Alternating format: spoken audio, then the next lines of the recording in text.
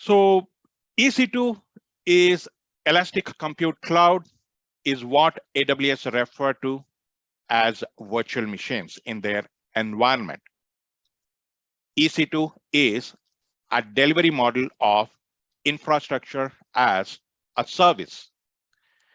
It is tagged to a specific availability zone. That means EC2 created in one availability zone will not be visible in another availability zone or a region. EC2 offers secure and scalable compute in the AWS cloud. The on-demand pricing model is selected by default when you create an EC2 instance. EC2 operates in a similar manner as add more as you need and remove them when you don't need it. EC2 instance can be configured with various operating systems, can add storage, memory, network, and security groups. A startup script can be included to perform predefined tasks such as customization, software patches, installation of software, etc. So AWS has set a default limit or quota of creating 20 EC2 instances per region. User can request a higher limit by providing the new limit and regions where it should be applied. A service request has to be created with the AWS so that you will get those limit extended. So up to 5 security groups per EC2 instance can be attached. By default, there will be one security group in each and every region. So each security group may have up to 120 rules, of which 60 are outbound and 60 are inbound rules. What are these outbound and inbound rules? We attach port number 3389 RDP for Windows, correct? Port number 22 for SSH in Linux. Similarly, port number 80 for HTTP, port number 443 for HTTPS, correct? So these are the security group rules.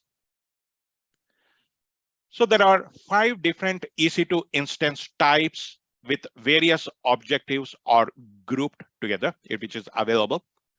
General purpose. These machines are ideal for web servers with a balance of computing, that is the CPU, memory, and networking. There is one more, compute optimized, ideal for compute applications that benefit from high performance CPUs. Next, we have memory optimized. It is well suited for high performance relational database like MySQL, NoSQL databases, etc. So storage optimized is another type, specifically designed for workloads needing quick, essential read and write access to massive amount of locally stored data. The last type is GPU optimized, well suited for 3D graphics applications, machine learning, speech recognition, fraud detection, images, and video processing, etc. So these are all the different types of EC2 instances or virtual machines that we can create.